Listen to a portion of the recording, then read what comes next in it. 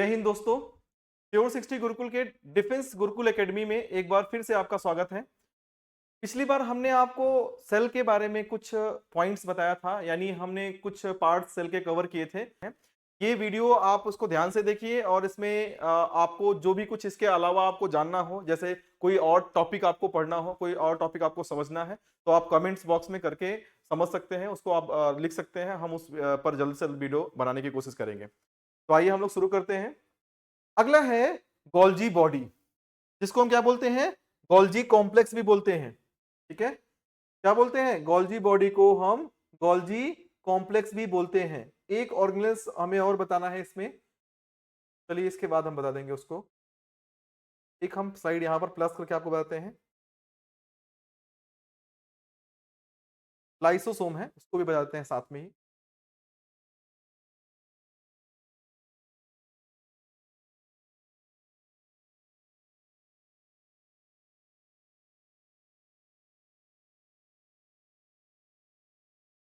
Lysosome,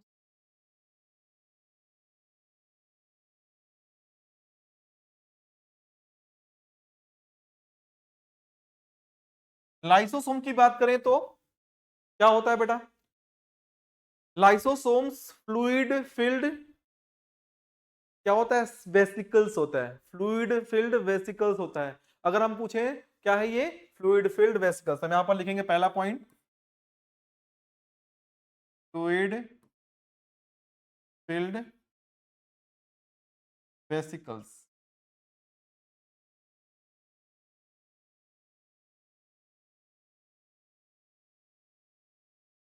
दूसरी बात क्या है? किससे बनता है? Synthesise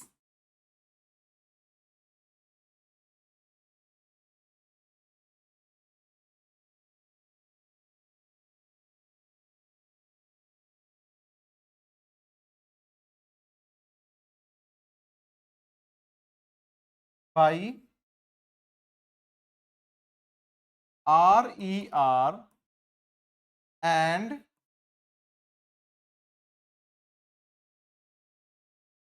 Golgi body. Golgi body और RER इन दोनों से मिलकर के सिंथेसिस करती है। तो RER और गोल्जी बॉडी दोनों मिलकर करती है। कैसे करती है? जो RER होता है वो आपको अभी बताया था मैंने, प्रोटीन बनाता है। तो जो इसके अंदर फ्लूइड भरा होता है वो उसमें क्या होता है? बहुत ही पावरफुल एंजाइम होते हैं। और आपको पता है कि ज्यादातर एंजाइम क्या होते हैं? प्रोटीन होते हैं। तो ये जो प्रोटीन बनाता है वो कुछ और नहीं बल्कि एंजाइम्स का फॉर्मेशन करता है। कौन?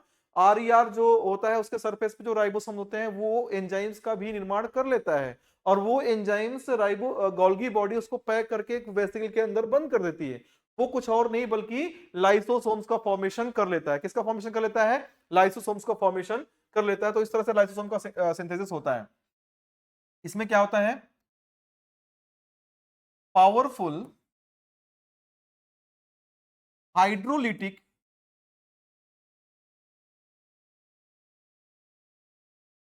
Enzymes are present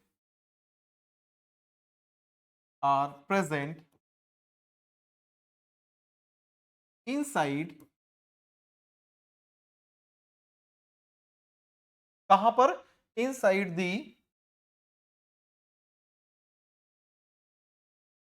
fluid of lysosome. Lysosome के अंदर जो फ्लूइड भरा होता है उसमें प्रेजेंट होते हैं। क्या कर सकता है? Which can digest. किसको डाइजेस्ट कर सकते हैं? किसको किसको डाइजेस्ट करते हैं? ध्यान समझिए। विच कैन डाइजेस्ट प्रोटीन और किसको? फैट, कामा किसको? कार्बोहाइड्रेट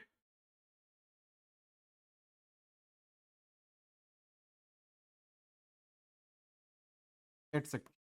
इन सबको डाइजेस्ट कर सकते हैं। यानी इतना पावरफुल एंजाइम होता है कि वो सभी को पचा सकता है। अब ऐसा हम लोग के तो नहीं होता, हम लोग ऐसा थोड़ी ना कुछ भी खाएंगे तो पच जाएगा, नहीं।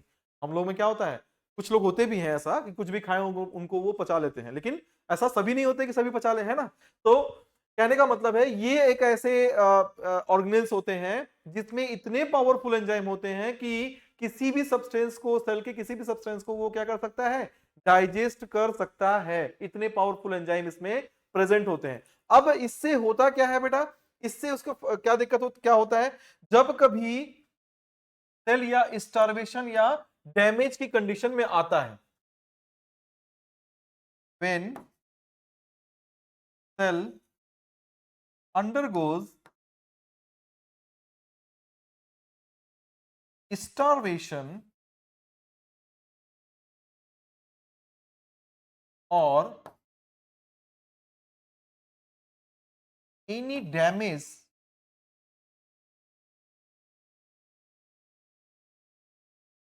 then its enzyme releases and digests the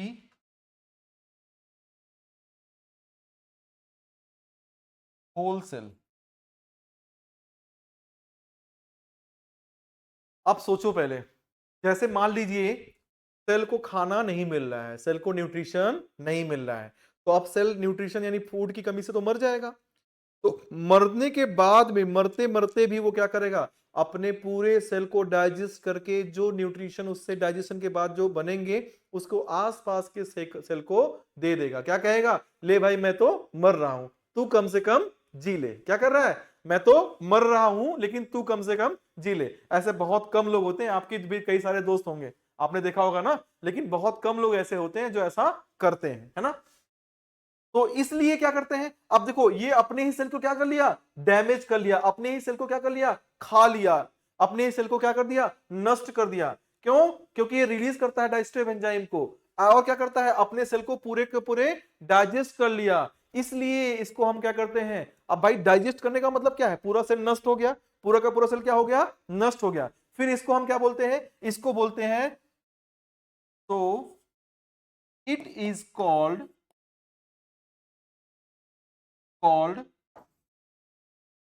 suicide bag of the. ये बहुत इंपॉर्टेंट पॉइंट है, ध्यान रखिएगा। कौन सा इंपॉर्टेंट पॉइंट है, suicide bag of the cell, आपसे पूछ लिया जाए किसे कहते हैं, तो लाइसोसोम्स को कहते हैं। या कभी दे दिया suicide bag of the cell lysosome को क्यों कहते हैं, तो उसका आंसर ये बोल जाएगा, क्योंकि ये अपने ही सेल को डाइजेस्ट कर लेता है, अपने ही सेल को किल कर लेता है, ऐसा भी लिख सकता है। इसलिए इसको सुसाइड बोलकर, क्यों किल करता है उसका भी रीजन मैंने यहां पर बता दिया है। तो ये हो गया लाइसोसोम के बारे में जितनी जानकारी आपको चाहिए थी, जितनी जानकारी आपको रहना चाहिए वो हमने आपको बता दिया। इसको नोट डाउन कर लीजिए, फिर आगे चलते हैं।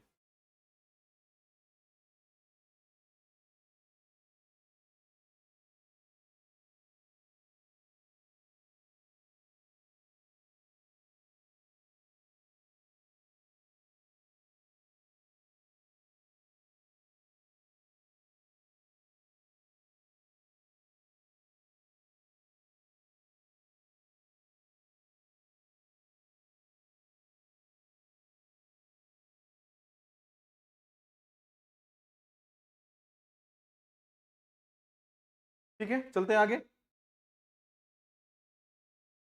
अब एक चीज और आ रहा है, ध्यान समझिए। एक वर्ड आता है, मैं आपको बता तो रहा हूं, साथ में एक वर्ड और लिखा देता हूं। इंडो मेम्ब्रेनस सिस्टम से भी कभी कोई क्वेश्चन पूछता है। Indo membranes system,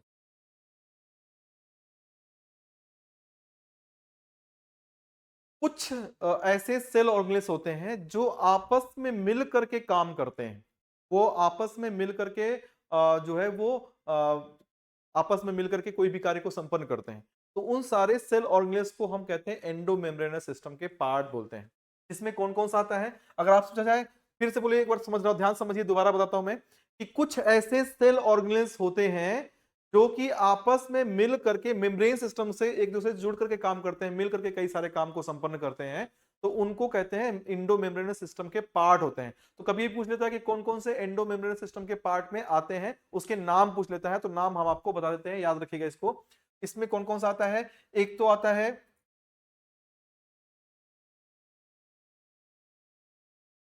nuclear membrane, यानी न्यूक्लियस की बात भी कर लें, फिर और कौन आता है इसके अंतर्गत? एंडोप्लाज्मिक रेटिकुलम और गोल्गी बॉडी और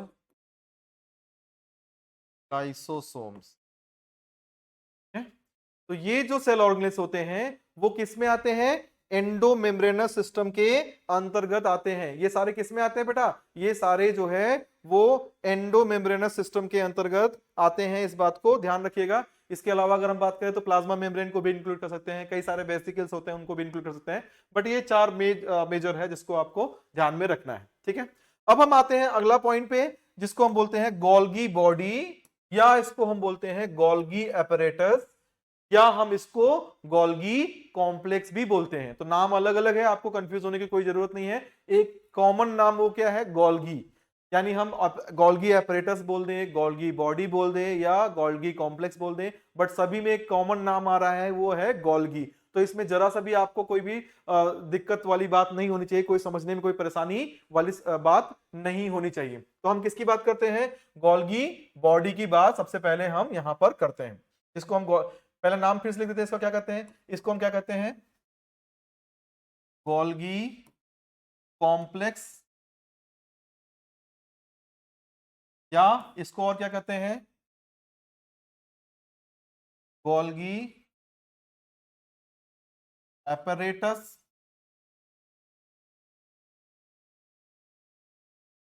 एपरेटस। पहली बात। दूसरी बात क्या है? दूसरी बात यह है कि ये पैरेलली अरेंज जो है वो पैरेलली अरेंज सिस्टर्नी, इसको जो बोलते हैं उसको बोलते हैं सिस्टर्नी, जो कि पैरेलली अरेंज्ड होते हैं, एक दूसरे के ऊपर स्टैक्ड होते हैं। ये देखो, एक दूसरा के ऊपर, दूसरा तीसरे के ऊपर पैरेलली अरेंज है ना, एक पैरेलल के भांति अरेंज है। भाई हम मैथमेटिक्स के हिसाब से मतलब कि एक्यूरेटली हम पैरेलली नहीं कर सकते हैं, बट फिर भी एक एक पैरेलल अरेंजमेंट होता है, ठीक है। तो ये पैरेलली अरेंज होते हैं, इसको हम क्या बोलते हैं?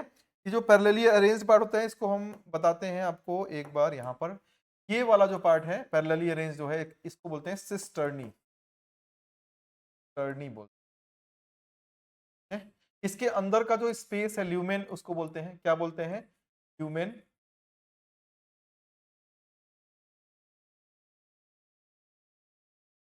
बोलते हैं।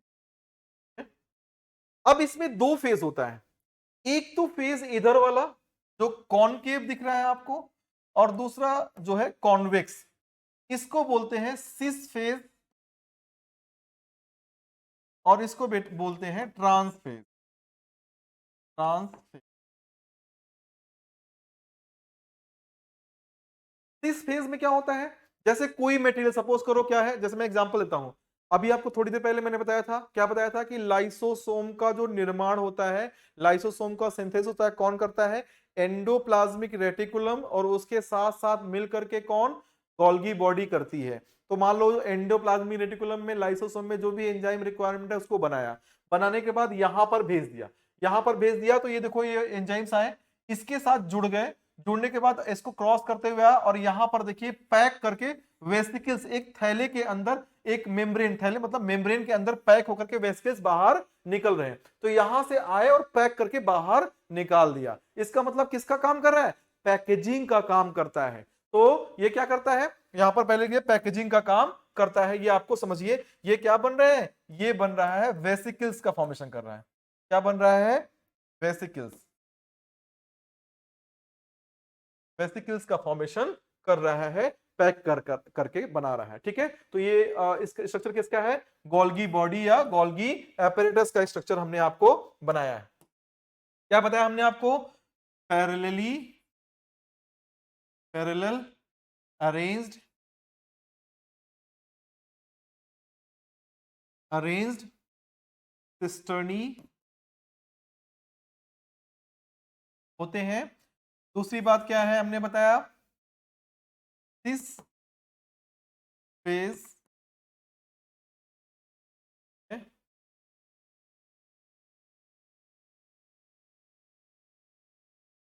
जिसको बोलते हैं फॉर्मिंग फेज। Forming phase. यहां से क्या होता है? इस फेज को हम बोलते हैं क्या, फॉर्मिंग फेज। क्या करता है, वेयर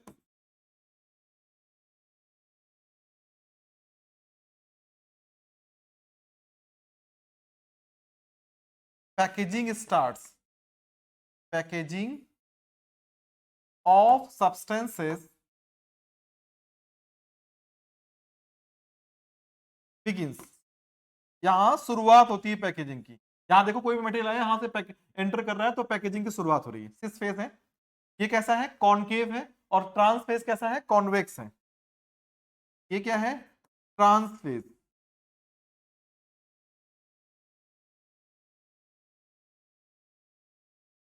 तो क्या बोलते हैं, maturing phase. Maturing phase, maturation होता है ना, तो मैच्योरिंग फेज कहते हैं, मैच्योर हो रहा है यहां पर, तो इसको बोलते हैं मैच्योरिंग फेज। क्या करता है, रिलीज फॉर्म्ड वेसिकल्स।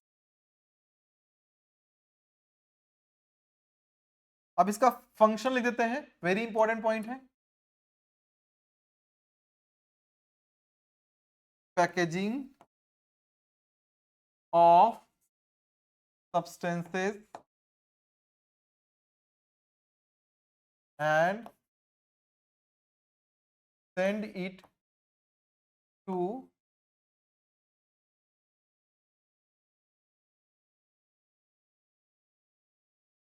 intracellular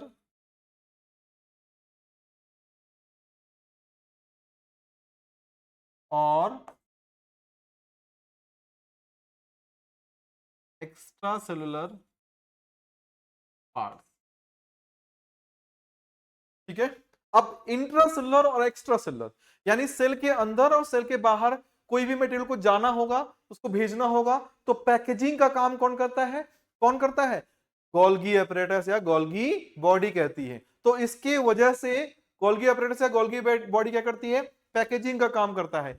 यही एक वजह है कि इसको हम क्या कहते हैं, traffic police of the cell भी कह सकते हैं। ठीक है, तो इसीलिए क्या कहते हैं, ये रीजन पैकेजिंग करता है ना, इसी वजह से हम क्या कहते हैं इसको, traffic police of the cell, traffic police of the. आप देखो ट्रैफिक पुलिस क्या काम करता है भाई, जैसे कोई शहर के अंदर कोई आ रहा है, कोई गाड़ी आ रही है, या शहर से कोई गाड़ी बाहर जा रही है, तो उसको चेक करना, उसको भेजना। भाई ये करता है या नहीं करता वो बात की बात है, लेकिन करना काम यही होता है ना। तो वो जो है काम ये गोल्गी बॉडी का है, इसलिए इसको हम क्या कहते हैं, traffic police of the cell. तो इतना आप नोट डाउन कर लीजिए, फिर हम आगे चलते हैं। अब हम बात करते हैं वैक्यूल्स के बारे में। किसके बारे में बात करते हैं, वैक्यूल्स का। तो इसके पहले कि हम वैक्यूल्स के बारे में बताएं, एक बार हम डायग्राम्स आपको सेल का दिखा करके वैक्यूल्स को फिर से दिखाने की कोशिश करते हैं, आपको फिर से बताने की कोशिश करते हैं वैक्यूल्स के बारे में। यहां पर आप देखिए प्लांट सेल का डायग्राम बनाया था, हमने बताया था आपको लास्ट स्लाइड में। आप अगर यहां पर ध्यान से देखेंगे तो ये बड़ा सा जो स्ट्रक्चर था उसको हमने बताया था क्या है, वैक्यूल। क्या होता है, लार्ज एम्प्टी स्पेस होता है पहले, जो कि मेम्ब्रेन से घिर जाता है और जिसके अंदर लिक्विड भर जाता है, उसी को हम क्या कहते हैं, वैक्यूल कहते हैं। ठीक है, क्या कहते हैं, वैक्यूल कहते हैं। तो दोबारा से हम आपको लाते हैं उस स्लाइड पे।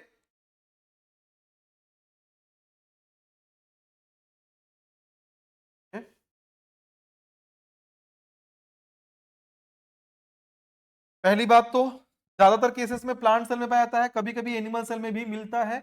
अगर एनिमल सेल में होता है तो संख्या में क्या होता है, ज्यादा हो सकता है या कम भी हो सकता है, बट साइज में छोटा हमेशा होता है। ठीक है, लेकिन प्लांट सेल में क्या होगा, वो संख्या में जनरली कम होते हैं, लेकिन साइज में क्या होते हैं, बड़े होते हैं। ठीक है,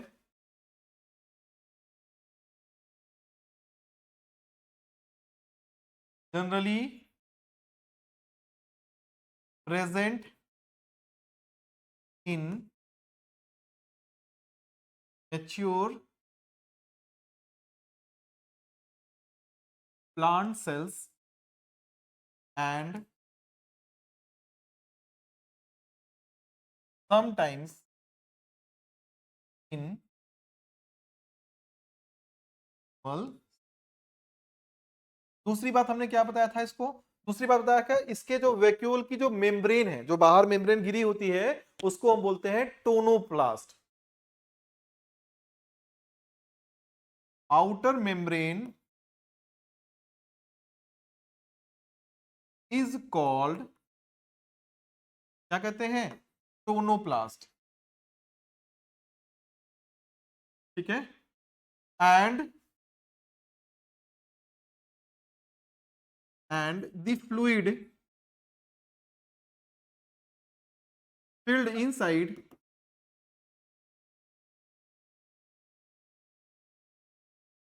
is called cell sap।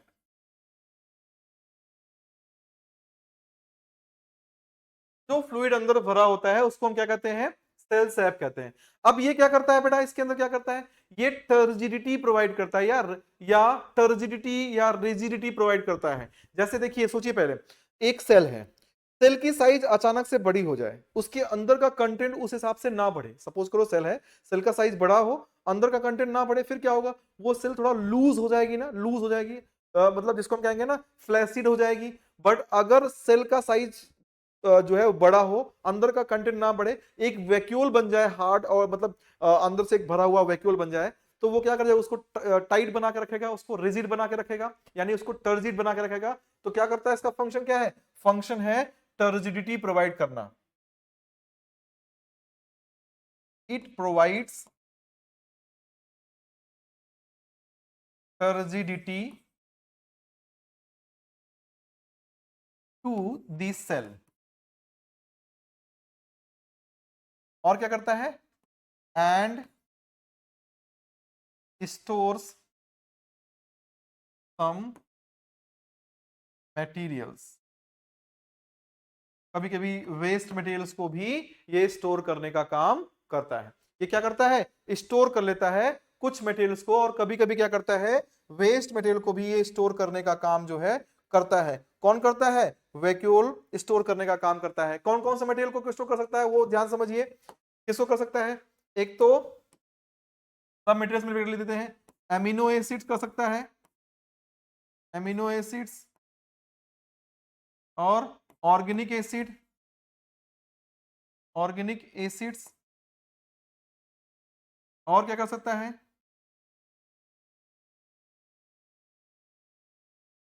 Glucose,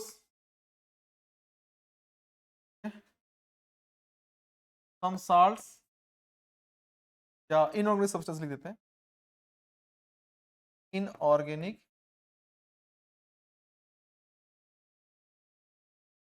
organic substance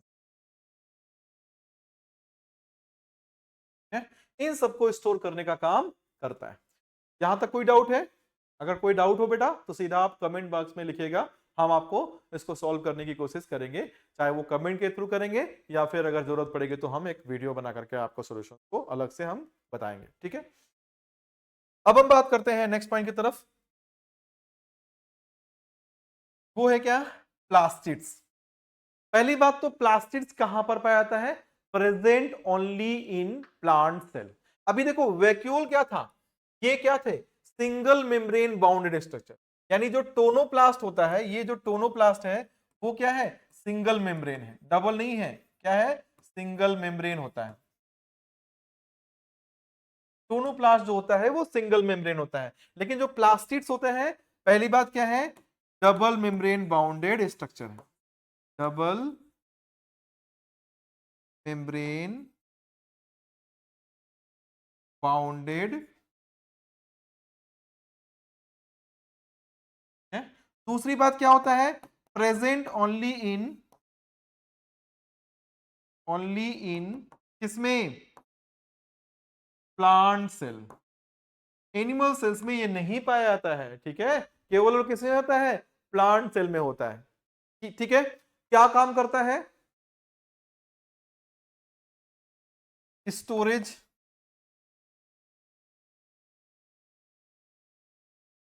storage as and photosynthesis भी कर लेता है, फोटोसिंथेसिस। कुछ ऐसे प्लास्टिड्स होते हैं जो फोटोसिंथेसिस की क्रिया भी करते हैं। क्या करते हैं, स्टोरेज का काम करते हैं और फोटोसिंथेसिस की प्रोसेस भी करते हैं। अब आप इसको नोट कर लीजिए, फिर आगे हम लोग चलते हैं।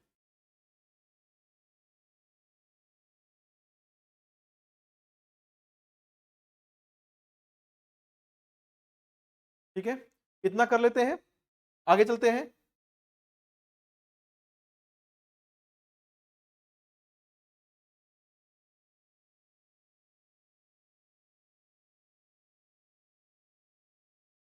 नेक्स्ट पॉइंट की तरफ चलते हैं। अब हम बात करते हैं टाइप्स ऑफ प्लास्टिड्स। ठीक है, आपको हमने बताया, एक तो मैंने क्या बताया आपको कि स्टोरेज का, फोटोसिंथेसिस का काम करते हैं। इसको सेम पॉइंट पहले बताया था आपको, क्या बताया, इसके पास सर्कुलर डीएनए होता है, circular DNA and 70s ribosome ये पाया जाता है, राइबोसोम प्रेजेंट। इसलिए इसको भी क्या करते हैं, सेमी ऑटोनोमस सेल ऑर्गेनेल्स, पहले ही बता दिए हैं हमने, उसमें लिखवा दिया है, तो आपको दोबारा लिखवा नहीं रहा हूं। प्लास्टिड्स यानी क्लोरोप्लास्ट, प्लास्टिड के अंतर्गत ही आता है, तो हमने क्लोरोप्लास्ट लिखवाया था, प्लास्टिड का ही पार्ट है क्लोरोप्लास्ट, तो आप लिख सकते हो प्लास्टिड और माइटोकॉन्ड्रिया कहें या हम क्लोरोप्लास्ट और माइटोकॉन्ड्रिया कहें, इसको सेमी ऑटोनोमस सेल ऑर्गेनेल्स कहते हैं, क्योंकि इसके पास अपना खुद का डीएनए और खुद का राइबोसोम होता है, तो अपने रिक्वायरमेंट की ये प्रोटीन खुद सिंथेसिस कर सकता है, अपने रिक्वायरमेंट की प्रोटीन खुद सिंथेसिस कर सकता है, इसलिए इसको हम कहते हैं। ठीक है, तो यहां तक कोई भी डाउट नहीं होना चाहिए। आइए हम चलते हैं नेक्स्ट पॉइंट की तरफ। अब हम बात करते हैं, पहले तो हम टाइप्स बताते हैं, प्लास्टिड्स के टाइप्स, और फिर हम आपको आगे क्लोरोप्लास्ट के बारे में डिटेल में बात करते हैं। ठीक है, तो एक स्लाइड मुझे लेना पड़ेगा यहां पर। ठीक है, एक स्लाइड यहां पर मैं लेता हूं, आपको बताता हूं दोबारा से प्लास्टिड्स के टाइप्स के बारे में। प्लास्टिड्स जो होते हैं ये 3 टाइप्स के होते हैं। कितने टाइप्स के होते हैं बेटा, 3 टाइप्स के। पहला होता है ल्यूकोप्लास्ट, दूसरा क्रोमोप्लास्ट, और तीसरा क्या है, क्लोरोप्लास्ट। ठीक है, ल्यूकोप्लास्ट, क्रोमोप्लास्ट और क्लोरोप्लास्ट। अब यहां पर एक चीज और जानिएगा बेटा, क्या जानिएगा, ये जो ल्यूकोप्लास्ट है ये अगेन 3 तरह का होता है। कौन कौन सा, एल्यूरोप्लास्ट,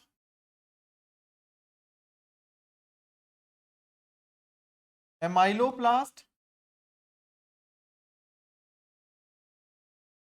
और तीसरा क्या है, एलायोप्लास्ट। देखो, ये मत समझना कि ये इंपॉर्टेंट नहीं है, ये एक्स्ट्रा चीजें हैं, नहीं बेटा, आपको जो भी बताया जा रहा है वो सारी चीजें ही इंपॉर्टेंट है, उससे कम भी आपको नहीं पढ़ना है, ना ही उससे आपको ज्यादा पढ़ना है, इस बात को हमेशा ध्यान रखिएगा, क्योंकि कभी भी इन नाम को देकर के क्वेश्चंस बना सकता है। ठीक है, तो इसलिए आपको ध्यान रखिएगा, आपको उतना पढ़ाया जा रहा है जितना आपको आवश्यकता है। एल्यूरोप्लास्ट क्या करता है, ये तीनों ही ल्यूकोप्लास्ट जो होते हैं वो पहली बात तो कलरलेस होते हैं, यहां पर मैं लिख दे रहा हूं कलरलेस, कलरफुल नहीं होते, कलरलेस प्लास्टिड है। क्या करते हैं एल्यूरोप्लास्ट, ये प्रोटीन स्टोर करने का काम करता है, क्या करता है, प्रोटीन स्टोरेज का काम करता है। एमाइलोप्लास्ट किसका काम करता है बेटा, ये करता है स्टार्च स्टोरेज का, स्टार्च स्टोरेज का काम करता है। और एलायोप्लास्ट फैट या ऑयल स्टोरेज का काम करता है, फैट या ऑयल के स्टोरेज का काम कौन करता है, ये करता है, कौन करता है, एलायोप्लास्ट करता है, इस बात को ध्यान में रखिएगा। इसके बाद हम बात करते हैं नेक्स्ट, क्रोमोप्लास्ट। ये क्या है, कलर्ड प्लास्टिड है, बट कैसा, other than green colour, green colour के अलावा जो भी कलर होते हैं वो किसकी वजह से होते हैं, इसी की वजह से होते हैं। किसकी वजह से होते हैं, ग्रीन कलर के अलावा जो भी कलर होते हैं वो इसी की वजह से होते हैं, क्रोमोप्लास्ट की वजह से, ग्रीन कलर के अलावा जो भी कलर होते हैं वो क्रोमोप्लास्ट की वजह से ही होते हैं। तो ये क्या है, कलरफुल प्लास्टिड, कलरफुल प्लास्टिड। आपने देखा होना ना, बहुत सारे जो फ्रूट्स और अलग अलग प्लांट के पार्ट का जो कलर होता है वो डिफरेंट डिफरेंट कलर का होता है, तो जो उसमें पिगमेंट्स होते हैं कलर कलर के, वो इसी क्रोमोप्लास्ट के अंदर पैक्ड होते हैं, ठीक है, तो ये कलरफुल होता है। अब जो ग्रीन कलर का होता है उसको हम बोलते हैं क्लोरोप्लास्ट। तो हम क्या बोलेंगे? Green colour plastid, green colour plastid बोलते हैं, ठीक है। कैसा है? ग्रीन कलर प्लास्टिड है, यानी ऐसा प्लास्टिड जो ग्रीन कलर का होता है, उसको बोलते हैं क्लोरोप्लास्ट, यानी ग्रीन कलर का प्लास्टिड। अब हम क्लोरोप्लास्ट के बारे में डिटेल में पढ़ाते हैं, उसके पहले थोड़ा सा एक पॉइंट बताता हूं आपको। आपने कभी देखा है जब टमाटर या बहुत सारे अधिकतर फल, जब बिल्कुल, आपको पता है फल किससे बनता है? फ्लावर से। फ्लावर का ओवरी जो है वो आगे चल करके फल का निर्माण करता है। तो आप कभी किसी फ्लावर को ओपन करिए और उसके ओवरी को देखिए, तो आपको देखने में वो ओवरी कैसा दिखेगा? जनरली उसका जो कलर होता है वो व्हाइट होता है। कैसा होता है? व्हाइट कलर का होता है। तो आप कभी टमाटर के फ्लावर को भी देखेंगे उसकी ओवरी तो व्हाइट कलर का होता है। फिर अगला स्टेप क्या होता है? जब वो थोड़ा बड़ा होने लगता है तो वो ग्रीन कलर में चेंज होता है। टमाटर क्या होता है? थोड़े जब उसके फल बड़े होते हैं तो ग्रीन कलर में होते हैं, और जब वो पक जाते हैं तो रेड कलर में कन्वर्ट हो जाते हैं। इसी तरह से दूसरा एग्जांपल ले लो, मिर्च।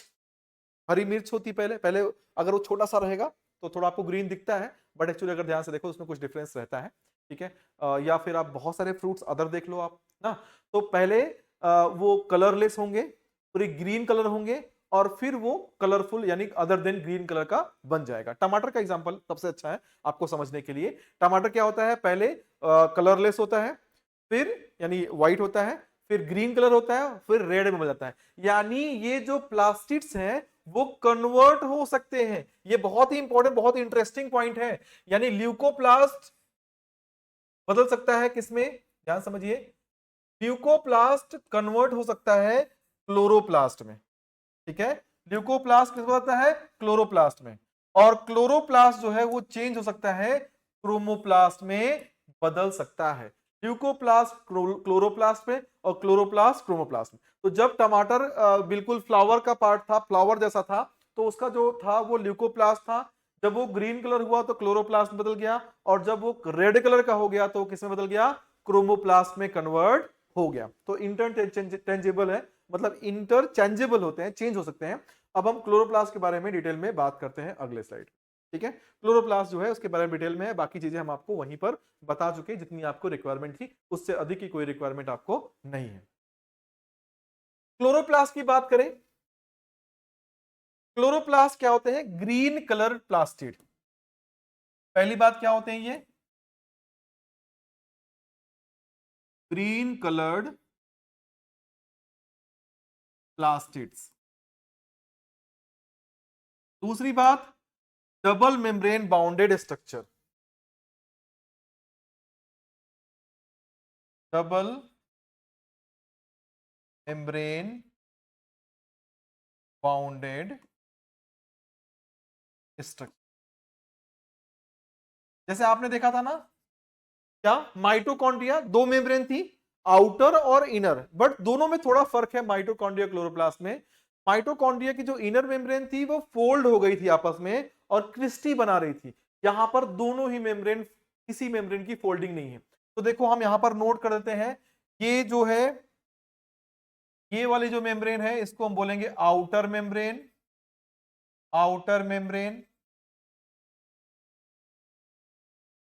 इसके बाद जो ये दूसरी दिख रही है ये क्या है? Inner membrane, inner membrane.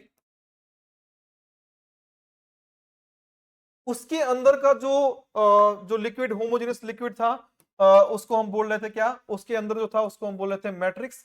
यहां पर हम क्या बोलेंगे? इसको हम बोलेंगे स्ट्रोमा। क्या बोलेंगे? इसके अंदर का जो होमोजेनियस मटेरियल होता है उसको हम क्या बोलेंगे? एक सेकेंड, हाँ इसको हम बोलते हैं, यहां पर लिख देते हैं स्ट्रोमा है।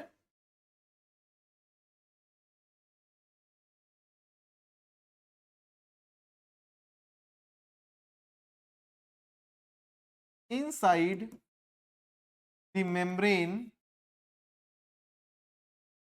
the membrane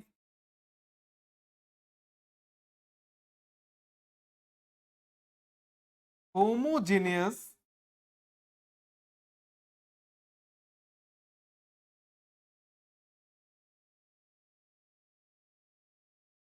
matrix stroma is present. क्या प्रेजेंट है बेटा? स्ट्रोमा प्रेजेंट होता है होमोजेनियस मैट्रिक्स उसके अंदर, तो उसका भी नाम हमने बता दिया। अब क्या है, इसमें एक चीज और होता है। क्या होता है बेटा? ध्यान समझिए। यहां पर आप अगर ध्यान से देखेंगे तो इसमें सिक्के नुमा या लेंस शेप्ड, यहां पर देखिए इस तरह के स्ट्रक्चर, ऐसे कलर चेंज करता हूं ताकि ज्यादा विजिबल हो, रेड कलर का लेता हूं।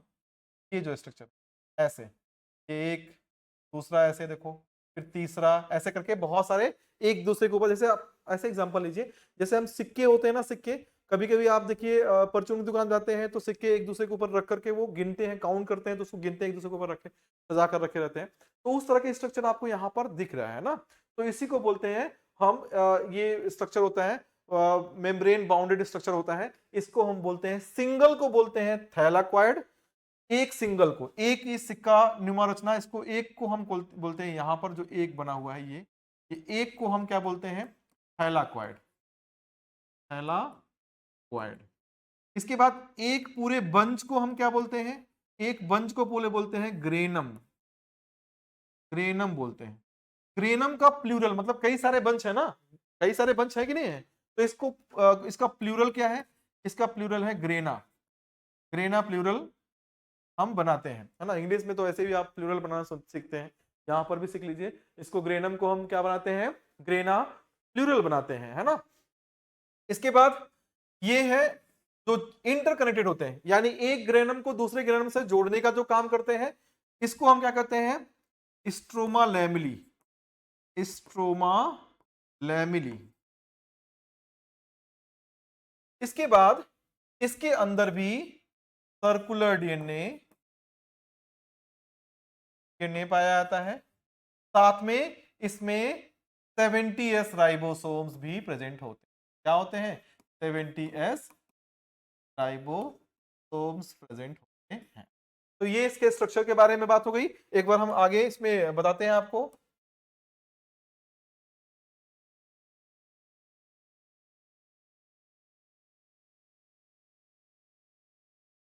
Lens shaped membrane bounded structure, lens shaped membrane bounded structure thylakoid is present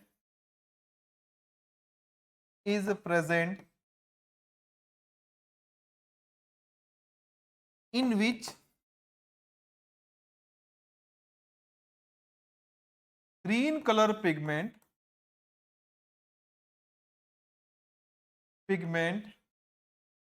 chlorophyll is present. Chlorophyll is found. Chlorophyll जो है इसमें पाया जाता है, ग्रीन कलर का पिगमेंट जिसको हम कहते हैं क्लोरोफिल, वो इसमें पाया जाता है। ठीक है, इसके अलावा कुछ और पिगमेंट्स भी होते हैं।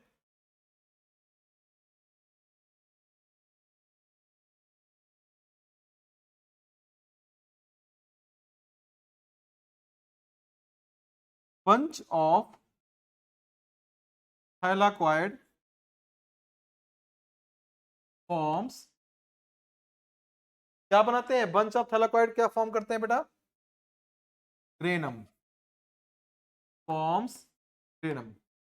बंच ऑफ थैलाकॉइड किसको बनाते हैं? ग्रेनम को बनाते हैं। अब इसके बाद आगे देखिए,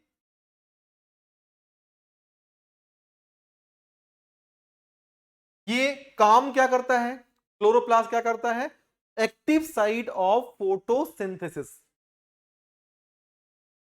it is active site of photosynthesis. Photosynthesis की जो प्रक्रिया होती है उसकी एक्टिव साइट है, ये बहुत इंपॉर्टेंट है। फोटोसिंथेसिस की प्रक्रिया कहाँ होती है, इसकी मदद से होती है। एक्चुअली ग्रीन कलर होता है ना, तो सनलाइट को एब्जॉर्ब करने का काम करता है। तो जब सनलाइट एब्जॉर्ब हो सकता है तो उसकी एनर्जी जो रेडिएंट एनर्जी है, जो उसकी रेडिएशन वाली जो एनर्जी है, उसको केमिकल एनर्जी एटीपी के फॉर्म में उसको बना लिया जाता है और उस एटीपी की मदद से फिर जाकर के ग्लूकोज का फॉर्मेशन करता है। तो वो उसी को कहते हैं फोटोसिंथेसिस की प्रक्रिया यहां पर संपन्न होती है। और आपको दोबारा मैं बता दूं, दोबारा मैं लिखवा नहीं रहा हूं क्योंकि ऑलरेडी लिखवा चुका हूं। इसमें सर्कुलर डीएनए और जो है 70s राइबोसोम्स पाया जाता है, इसलिए इसको भी हम क्या कहते हैं, सेमी ऑटोनोमस सेल ऑर्गेनेल्स कहते हैं। इतना आप नोट डाउन कर लीजिए, फिर हम लोग आगे चलते हैं।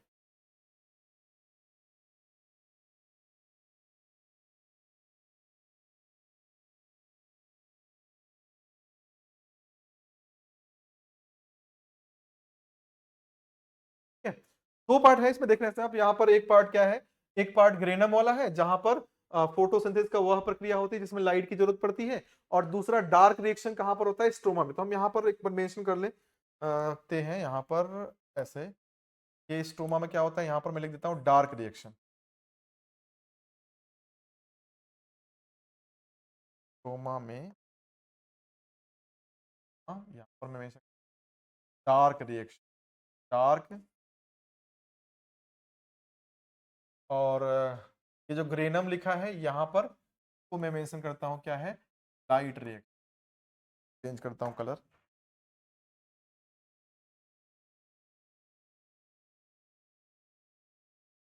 लाइट, लाइट रिएक्शन यहाँ पर होता है। एक तो डार्क रिएक्शन और मतलब हमने आपको बताया लाइट रिएक्शन के बारे में। अगर दूसरी बात हम करें तो ये भी बता सकते हैं इसमें कि जो इसमें डीएनए ऑटोनोमस की बात हम ऑलरेडी कर ही चुके हैं। इसमें और भी बहुत सारी चीज, संख्या की भी बात कर सकते हैं। संख्या में कितने होते हैं, जैसे मान लीजिए कुछ में इसकी संख्या एक हो सकती है, जैसे आप देखो क्लेमाइडोमोनास में एक ही होता है। तो कुछ में इसकी संख्या कई सारी हो सकती है, 55 से 60 की संख्या में। जैसे मीजोफिल सेल होते हैं ना, उसमें 55 से 60 की संख्या में भी पाए जा सकते हैं। मैंने आपको ये पहले भी बता चुका हूं एक बार, जब सेल को हम आपको डायग्राम को एक्सप्लेन कर रहे थे उस समय। चलते हैं नेक्स्ट स्लाइड पे। अब हम बात करते हैं न्यूक्लियस के बारे में। किसके बारे में बात करते हैं, न्यूक्लियस। बहुत इंपॉर्टेंट पार्ट है न्यूक्लियस। क्यों, क्योंकि इसको हम क्या बोलते हैं, ब्रेन ऑफ द सेल। इसको हम kitchen house of the cell भी कहते हैं, क्योंकि फूड बना रहा है ना, तो क्या कर सकते हैं, किचन हाउस कर सकते हैं, आसानी से कर सकते हैं। इसको हम क्या कहते हैं, kitchen house of the cell भी कहते हैं। इसको हम क्या कहते हैं, न्यूक्लियस को brain of the cell.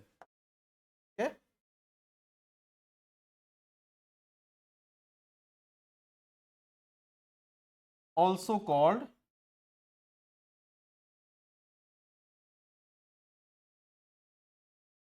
Brain of the. क्यों कहते हैं बेटा, क्या बनना है, कौन सी प्रोटीन बनना है, कौन सा फंक्शन होना है, क्या करना है, क्या कैरेक्टर्स एक्सप्रेस होने हैं, वो सारी चीजें इसी के द्वारा कंट्रोल होती हैं। वो क्या है, न्यूक्लियस। इसीलिए इसको हम क्या कहते हैं, ब्रेन ऑफ द सेल कहते हैं। ठीक है, क्या कहते हैं, ब्रेन ऑफ द सेल कहते हैं। दो पार्ट से मिलकर बना है। पहला तो membrane, double membrane bounded structure, bounded structure. दो मेम्ब्रेन होता है, नाम लिखते हुए चलते हैं इसका। ये जो आपको दिख रहा है, ये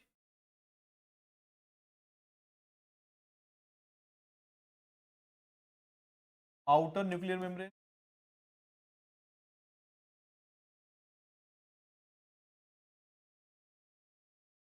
इसके अंदर वाले पार्ट को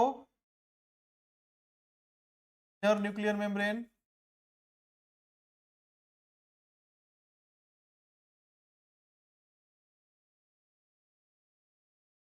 आउटर न्यूक्लियर मेम्ब्रेन और दूसरा inner nuclear membrane. Next point हम बात करें तो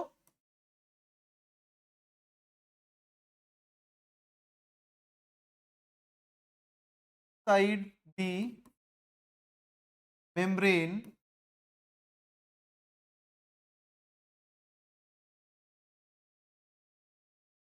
न्यूक्लियोप्लाज्म इज प्रेजेंट। न्यूक्लियोप्लाज्म। जैसे आप देखिए क्या था, सेल के अंदर क्या होता है, साइटोप्लाज्म। वैसे न्यूक्लियस के अंदर क्या होता है, न्यूक्लियोप्लाज्म। ठीक है, क्या होता है बेटा, न्यूक्लियोप्लाज्म। इसका दूसरा नाम भी है, इसको न्यूक्लियोप्लाज्म को हम कैरियोप्लाज्म भी कह सकते हैं। कैरियोप्लाज्म, न्यूक्लियोप्लाज्म को हम कैरियोप्लाज्म भी कहते हैं। ठीक है, और इसके अलावा इसमें क्या होता है, इसके अलावा कैरियोप्लाज्म के अलावा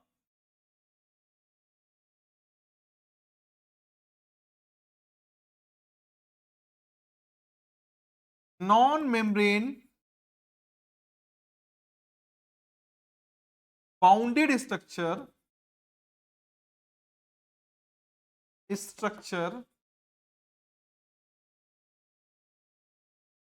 नॉन मेम्ब्रेन बाउंडेड स्ट्रक्चर क्या, न्यूक्लियोलस। ध्यान रखिएगा, न्यूक्लियस नहीं है, यहां पर आपको स्पेलिंग समझना है, न्यूक्लियोलस है, NUCLEOULUS। ठीक है, न्यूक्लियोलस ये होता है present, non membrane bounded structure nucleolus present inside the nucleoplasm और क्या करता है, and help in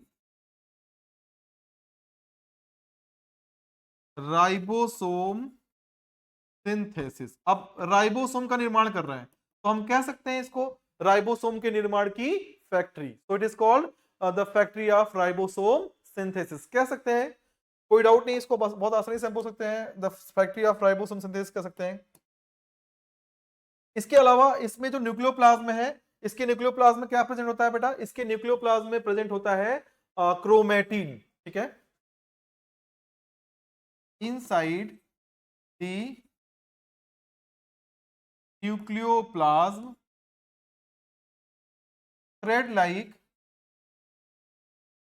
thread like chromatin is present, chromatin is present। अब इसको हम नाम लिख करके आपको आगे की स्ट्रक्चर के बारे में हम बताते हैं। हमने पहला क्या बताया, आउटर मेम्ब्रेन, इनर मेम्ब्रेन। फिर दूसरा क्या बताया, इसका जो मेम्ब्रेन है, यहां पर एक पॉइंट और भी आपको नोट करना चाहिए, इसके जो मेम्ब्रेन होते हैं ना, डबल मेम्ब्रेन स्ट्रक्चर, ये डबल मेम्ब्रेन स्ट्रक्चर में ये मेम्ब्रेन फ्यूज हो जाते हैं। यहां पर मैं मेंशन कर दे रहा हूं, ये डबल मेम्ब्रेन बाउंड्री स्ट्रक्चर क्या है, ये फ्यूज्ड सम प्लेसेस, फ्यूज्ड इन सम प्लेसेस या मेनी प्लेसेस लिख दो,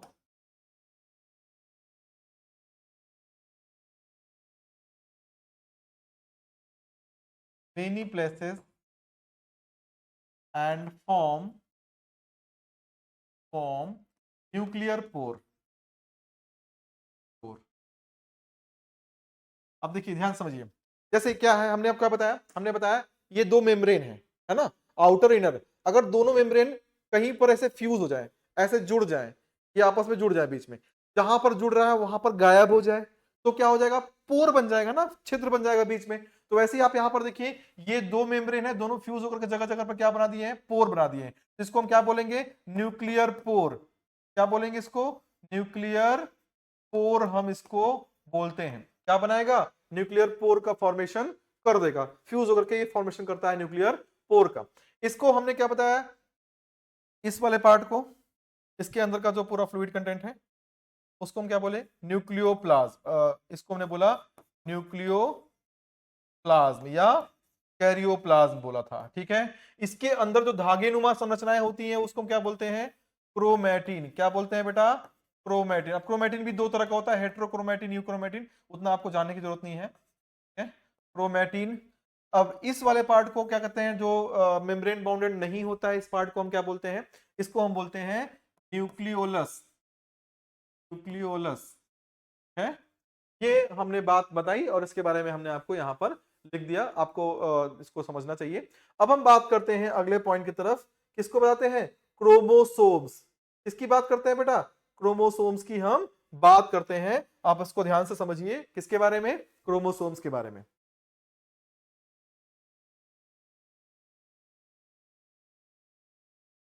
देखिए क्रोमोसोम्स क्या होते हैं वो बात को ध्यान से समझिए। ये जो क्रोमैटिन होता है ना, ये जब सेल डिवाइड करने लगता है तो यही कंडेंस्ड हो जाता है, सघन हो जाता है, घना हो जाता है, ठीक है। और ये अलग अलग होकर डिस्टिंक्ट होकर के यही स्ट्रक्चर फॉर्म करता है जिसको हम बोलते हैं क्रोमोसोम्स। क्या बनाता है? क्रोमोसोम्स बनाता है। तो हम यहां पर लिख सकते हैं at the time of cell division, cell division chromatin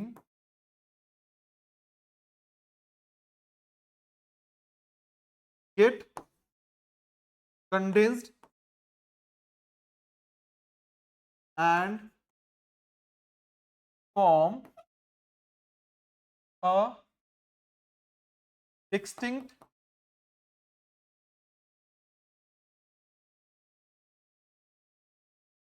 form. A मत लिखें, कई सारे बनाते हैं ना।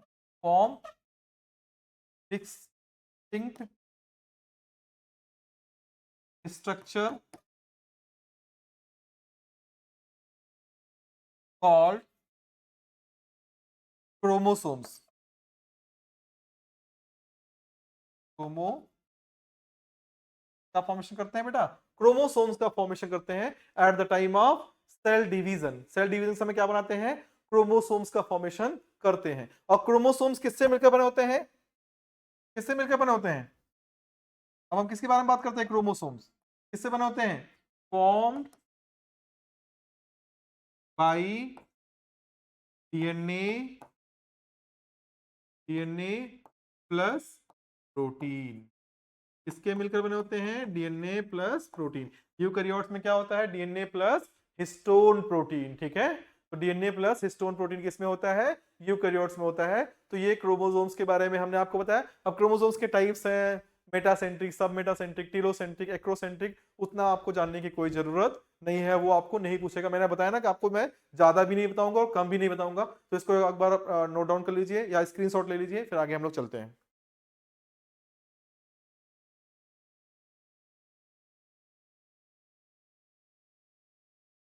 ठीक है, हो गया।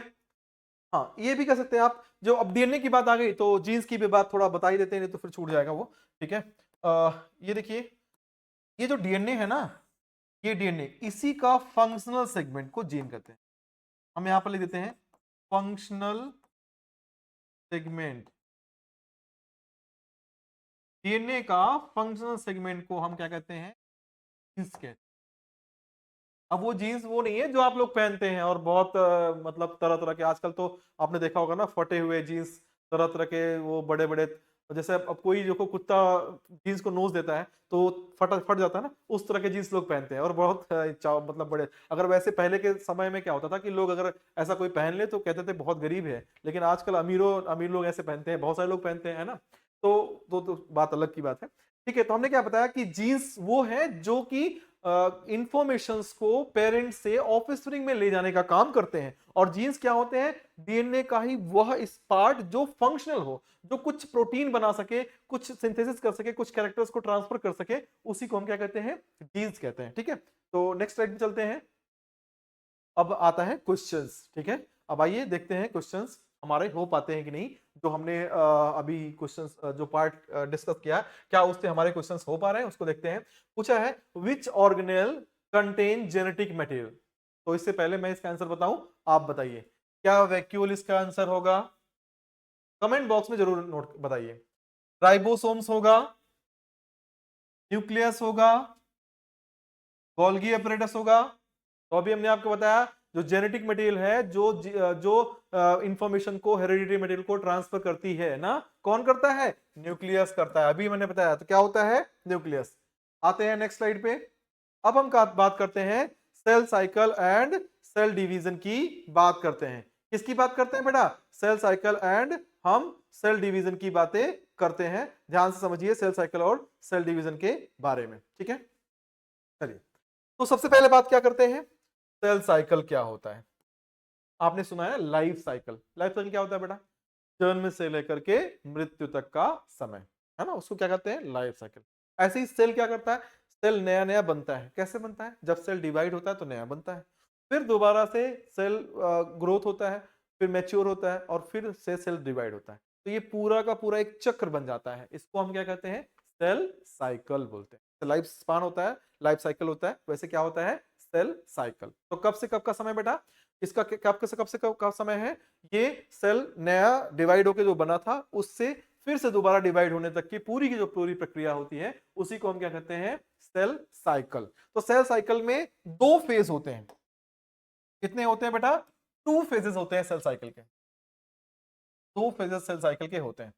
एक पहला कौन सा फेज होता है, पहला फेज जो होता है सेल साइकिल का वो होता है इंटरफेज, इंटरफेज, ठीक है।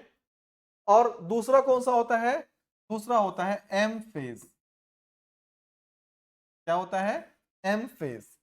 पहला होता है इंटरफेज और दूसरा क्या होता है, एम फेज। दो फेज होता है सेल साइकिल सेल डिवीजन का, इंटरफेज और एम फेज। अब इंटरफेज को अगेन डिवाइड किया गया है अलग अलग पार्ट में। इसको इंटरफेज को कौन कौन सा, इसको होता है जीवन, जीवन, जीवन वो वाला जीवन नहीं कह रहे हैं, लाइफ वाला, ठीक है, जी और वन, जीवन, ठीक है, जीवन फेज।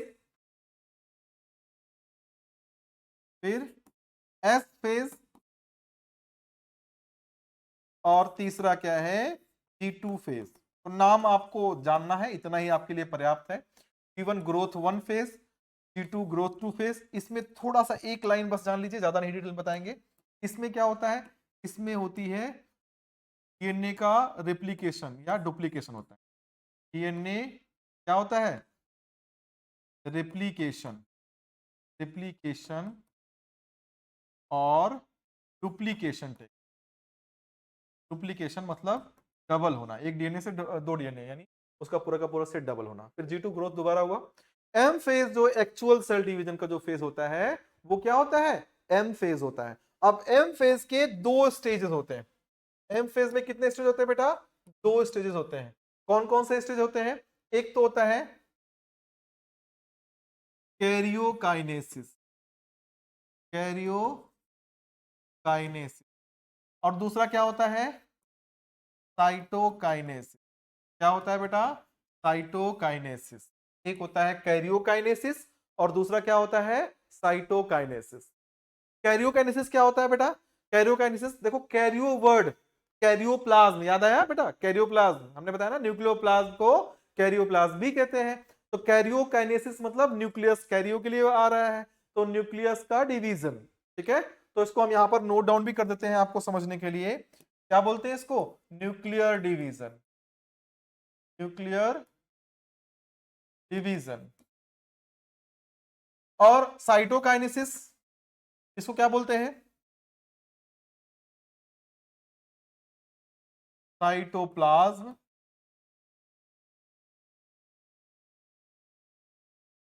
साइटोप्लाज्म यानी पूरा का पूरा सेल डिवाइड हो जाना, ठीक है। तो साइटोकाइनेसिस हो, ठीक है। तो कैरियोकाइनेसिस और साइटोकाइनेसिस। अब हम बात करते हैं कैरियोकाइनेसिस को, अगेन हम डिवाइड करे हैं चार पार्ट में। किसमें बांट किए हैं, जी बात। अब हम पहली बात तो सेल डिवीजन कितने तरह का होता है उसको बताते हैं, फिर हम आपको बताएंगे। तो मुझे लगता है कि एक स्लाइड हमको लेना पड़ेगा और थोड़ा सा सेल डिवीजन को हम डिफ्रेंशिएट करते हैं और फिर इसके बाद हम आपको, या फिर इसी बात कर लेते हैं, जहां पर जगह नहीं है हम आपको एक स्लाइड ऐड करके यहां पर दिखाते हैं, ठीक है। तो एक स्लाइड पर ऐड करते हैं, ठीक है? फिर हम आपको पहले बता देते हैं। क्या चीज बताएंगे बेटा, दो चीज बताएंगे।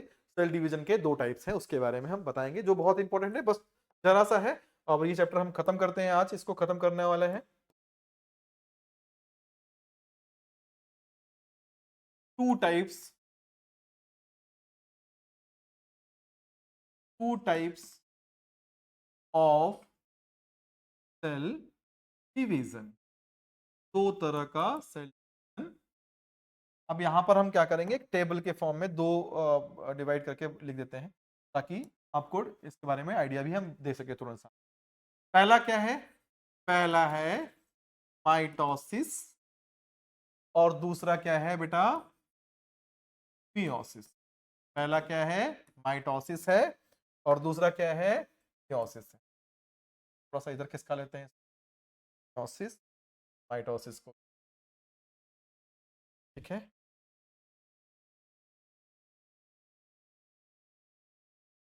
अब इसको हम कलर चेंज,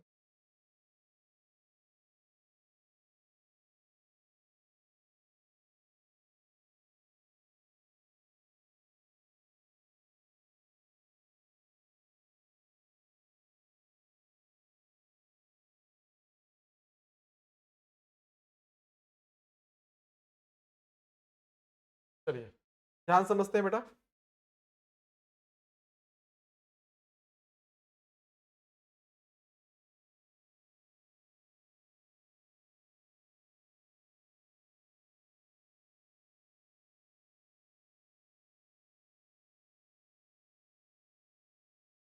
आप लोग के लिए मेहनत किया जा रहा है और आपको ये सारी चीज़ें मिल रही हैं, बट उसका आपको कदर करना चाहिए, तभी आपके लिए ज़्यादा बेनिफिशियल होगा। और इस चैनल को ज़्यादा से ज़्यादा सब्सक्राइब करें, शेयर करें, ताकि हम लोग का भी हौसला बढ़े और आपके लिए अच्छा कुछ और भी कर सके। तो हम बात करते हैं पहला माइटोसिस से। ये क्या होता है बेटा, पहला तो इसमें सबसे पहला पॉइंट क्या है, formation of 4 daughter cell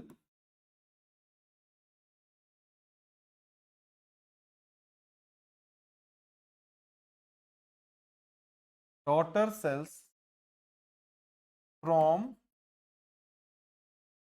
one parent. एक पेरेंट सेल है, यानी सपोज करिए, यहां पर मैं डायग्राम बनाकर, अभी डायग्राम बनाऊंगा, वैसे भी डायग्राम बना मिलेगा आपको। एक सेल है, वो सेल 2 सेल का फॉर्मेशन कर, तो जो सेल फॉर्म कर रहा है उसका नाम हो गया पेरेंट, और इसका नाम है डॉटर सेल। अब आप बताइए, इसको हम सन सन सेल क्यों नहीं कह रहे हैं, इसको हम डॉटर सेल ही कर रहे हैं, इसको हम सन सेल नहीं कह रहे हैं। तो ऐसा क्या है, इसको हम जो सन सेल नहीं कह रहे हैं, इसको हम डॉटर सेल ही कह रहे हैं, सन सेल क्यों नहीं कह रहे हैं? क्या बात है, बताओ भाई, ऐसा क्या हो गया? थोड़ा सा इसको खिसका लेते हैं, आपको देखने, इसको हम सन सेल नहीं कह रहे हैं, डॉटर सेल्स कह रहे हैं। बताइए बताइए, कमेंट करिए जल्दी से,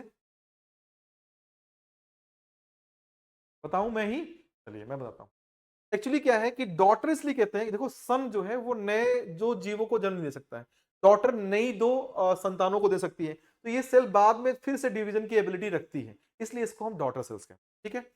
तो ये पेरेंट सेल का माइटोसिस किया और 2 डॉटर सेल का फॉर्मेशन किया। अच्छा, अगर हम बात करें किसकी, अगर हम बात करें दूसरे पॉइंट की, जिसको हम कहते हैं मियोसिस, ठीक है। मियोसिस में क्या होता है, सेम है बट थोड़ा सा फर्क है, यानी लाइन सेम है, बस थोड़ा सा चेंज कर देंगे, इसमें फर्क तो काफी है। फॉर्मेशन ऑफ, यहां पर माइटोसिस में, हाँ थोड़ा सा एक चीज यहां पर जानना चाहिए, 4 नहीं था, 2 था, आपने 2 मैंने बनाया भी है, बट बाय मिस्टेक मैंने यहाँ पर 4 आपको दिखा दिया। Formation of 2 daughter cell for from 1 parent cell हमने आपको बताया, ठीक है। Formation of 4 daughter sales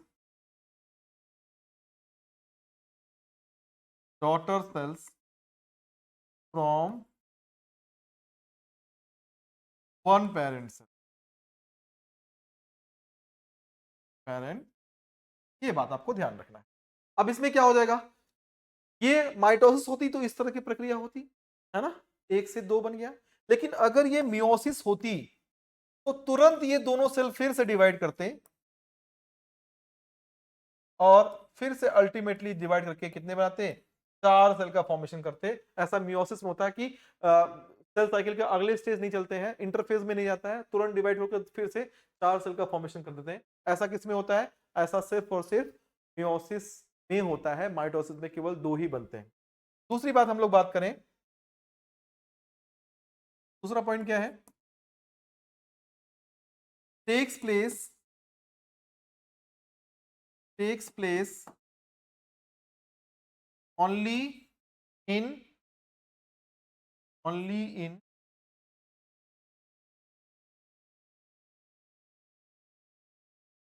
only इसमें सोमैटिक सेल्स में,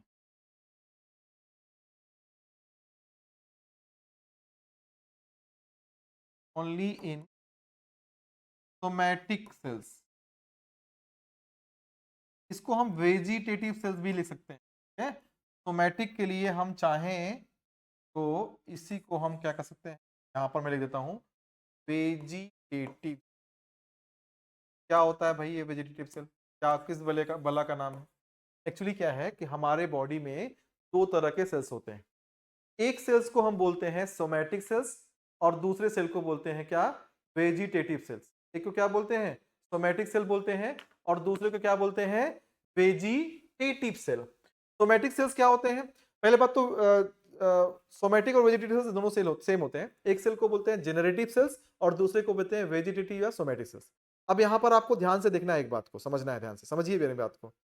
हमारे बॉडी में या किसी ऑर्गेनिज्म की बॉडी में वो सेल जो कि गैमीट्स बनाते हैं। गैमीट्स क्या होते हैं, जो सेक्सुअल रिप्रोडक्शन करके नए ऑर्गेनिज्म, मतलब जो सेक्सुअल रिप्रोडक्शन करने में जरूरत पड़ती है ना, गैमीट्स बनते हैं ना। फ्यूजन ऑफ गैमीट होता है, फिर क्या बनता है, जाइगोट बनता है, फिर नया ऑर्गेनिज्म बनता है।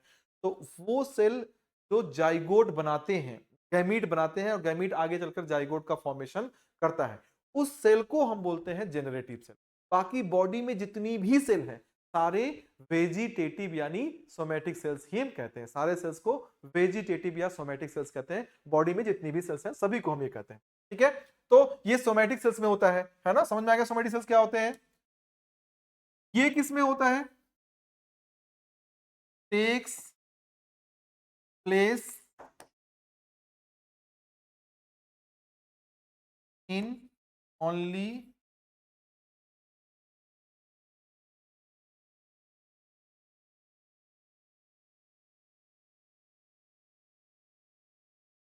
जेनरेटिव। यहां पर ओनली वर्ड नहीं रहेगा क्योंकि कभी कभी सोमैटिक सेल्स जेनेटिक सेल्स में भी होता है। यहाँ पर ध्यान रखिएगा, आपको हायर क्लास में पता चलेगा।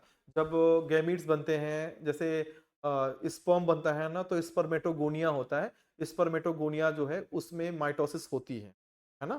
तो माइटोसिस करके अपनी संख्या बढ़ाता है ना। इसके अलावा आगे भी आप यूगोनिया में भी जब शुरुआत होता है तो उसमें माइटोसिस की प्रक्रिया होती है। तो इसलिए आप ध्यान रखिएगा कि यहाँ पर ओनली वर्ड यूज नहीं करेंगे। ज्यादातर केस में ऐसा होता है takes in place in somatic cells में होता है, सोमैटिक सेल्स में। बट सोमैटिक सेल्स में मियोसिस की प्रक्रिया नहीं होती, इस बात को ध्यान रखिएगा। लेकिन ये takes place only in generative cells, ये बात बिल्कुल भी सही है। कभी भी सोमैटिक सेल्स में ये फॉर्मेशन मतलब कि मियोसिस की प्रक्रिया नहीं होती है। अगली बात हम लोग करें जो इंपॉर्टेंट है आपके लिए, वो क्या है, तीसरा point,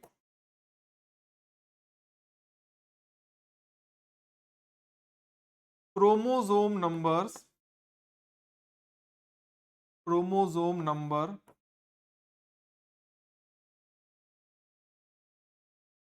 remains same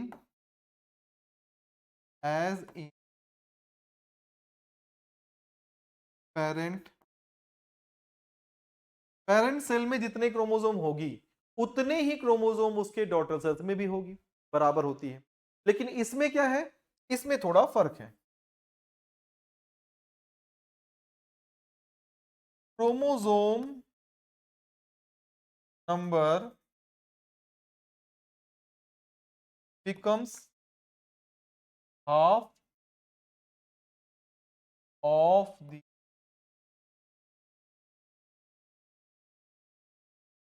parent cell, so it is also called reductional division.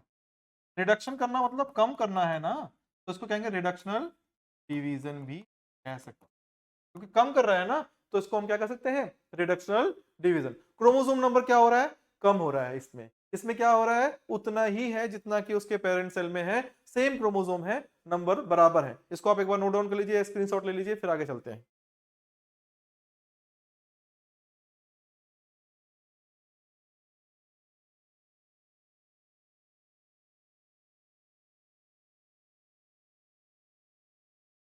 अगला पॉइंट, अब इसमें जगह भी नहीं बचा है, ऊपर करके कोशिश करते हैं,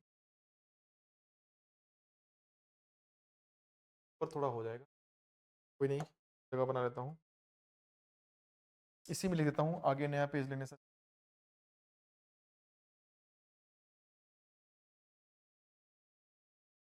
हाँ यहाँ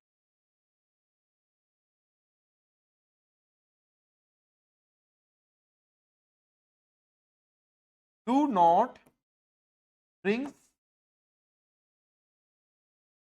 जेनेटिक वेरिएबिलिटी, और ये क्या करता है, ब्रिंग्स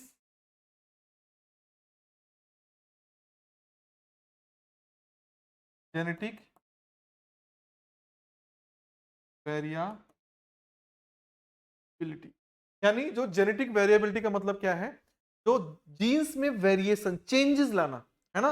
या आप देखिए एक माँ बाप के जो संतान है, या माँ बाप के जो संतान होती है, एक है या दो, जितने भी, उनमें उनके माँ बाप के जैसे एग्जैक्टली वैसे नहीं होते हैं, ना तो पूरी तरह से माँ की तरह होते हैं, ना तो पूरी तरह से बाप की तरह होते हैं, कुछ डिफरेंस होते हैं ना। क्यों होते हैं? क्योंकि वेरिएशन आते हैं, विभिन्नताएं आती है। वेरिएशन का मतलब क्या आता है? विभिन्नताएं। यानी जीन्स में विभिन्नताएं लाने का काम कौन करता है? मियोसिस करता है। क्यों करता है? क्योंकि क्रॉसिंग ओवर होता है, क्रोमोसोम्स मिक्स अप होते हैं।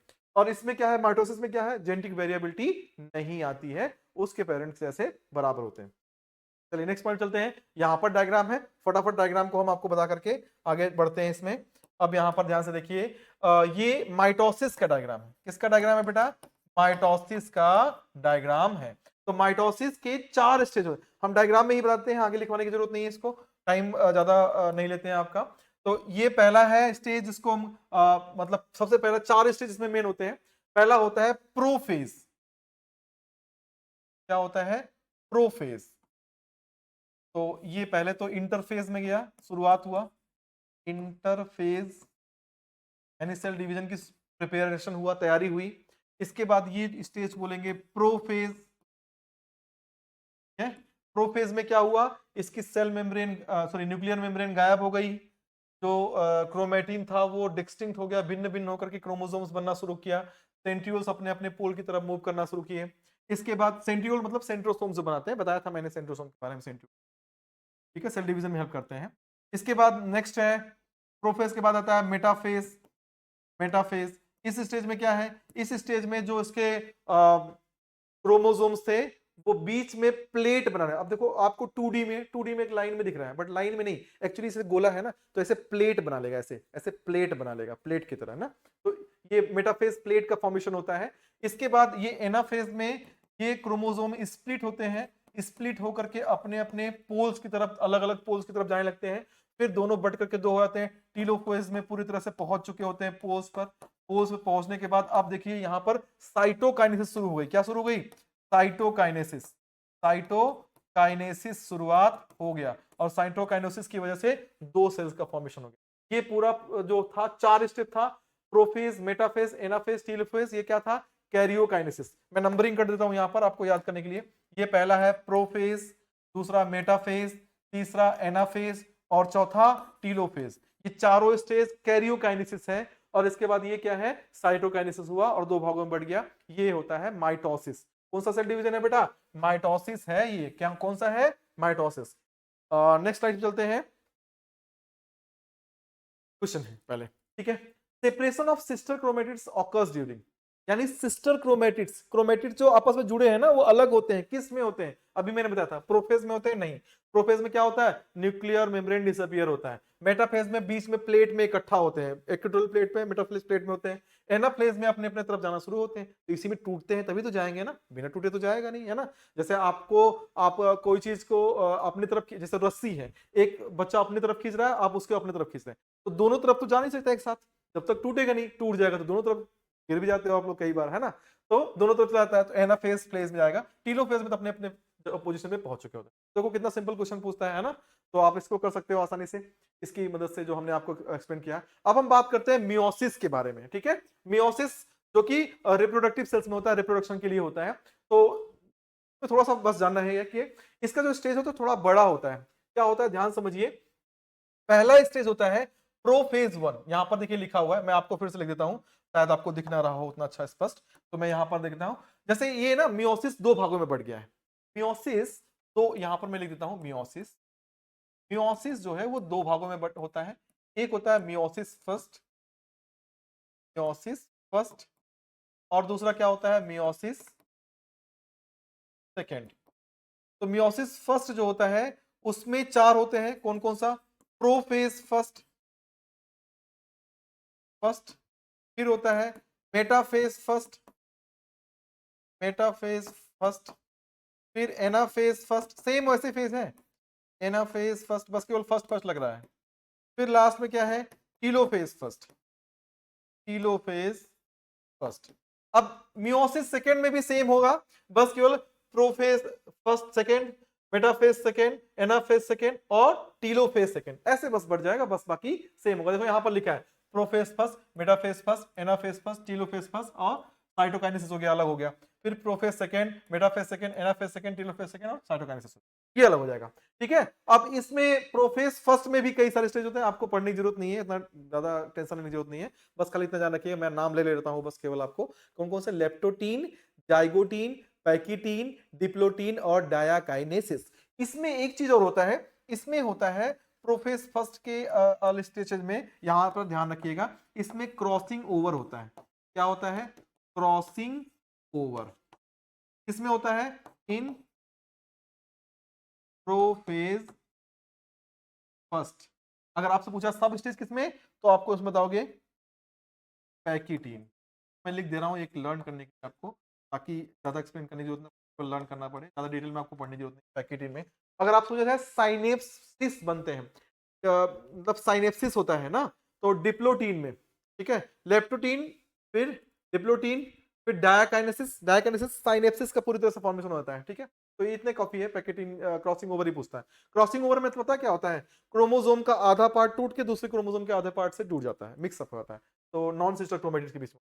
तो देखो ये वाला जो पार्ट होता है ना, इसमें क्रोमोसोम नंबर आधा हो जाता है, जहां पर जो ये नए सेल्स बनेंगे, जो प्रोफेस यानी मियोसिस का जो फर्स्ट वाला पार्ट है, फर्स्ट वाले पार्ट में अगर क्रोमोसोम यहाँ पर 2n है, मान लो पेयर में है, तो यहाँ पर ये n में हो जाएगा, और ये मियोसिस सेकेंड है तो वो n रहेगा, तो इधर जाकर सारे में n ही रहेगा, मतलब अब चेंज नहीं होने वाला, एक बार चेंज हुआ वहां पर चेंज हो चुका है, तो क्रोमोसोम नंबर क्या हो गया, अल्टीमेटली हाफ हो गया। कितने हो गए, हाफ, अल्टीमेटली क्रोमोसोम नंबर क्या हो गए, हाफ हो गए, पूरी तरह से आधा हो गया। ठीक है, तो इस बात को देखिएगा, यहां पर क्रोमोसोम नंबर चेंज हुआ है, मियोसिस फर्स्ट में चेंज हुआ, पूछा जाएगा कि क्रोमोसोम नंबर हाफ किस में होता है, मियोसिस फर्स्ट या सेकंड में, तो क्या बताओगे, फर्स्ट में। सेकंड वाला जो डिवीजन है, जैसे माइटोसिस होता है ना, एग्जैक्टली वैसे ही सेकंड वाला डिवीजन होता है, देखिए यहाँ पर सेम प्रोफेज, मेटाफेज, एनाफेज, कोई झंझट वाली बात नहीं है, केवल इसमें ज्यादा होता है क्योंकि इसका प्रोफेज थोड़ा बड़ा होता है ना, उसमें क्रॉसिंग ओवर होता है, तो इसमें थोड़ा स्पेशल प्रक्रिया होती है, जिसकी वजह से माइटोसिस से मियोसिस में डिफरेंस होता है, और मियोसिस क्या होता है, वेरिएशन लाता है, विभिन्नताएं लाता है। अब क्वेश्चंस करते हैं, विच ऑर्गेनेल कंटेन डाइजेस्टिव एंजाइम। अब बताओ डाइजेस्टिव एंजाइम किसमें होता है, वैक्यूल्स में होता है, नहीं होता है। लाइसोसोम में मैंने अभी थोड़ी देर पहले आपको बताया था कि हाइड्रोलिटिक पावरफुल डाइजेस्टिव एंजाइम होता है, तो यही होता है। सेंट्रोसोम में भी नहीं होता, प्लास्टिड्स में नहीं होता। सेंट्रोसोम देखो, आपको बताया मैं नहीं, मैं थोड़ा सा बताता हूं।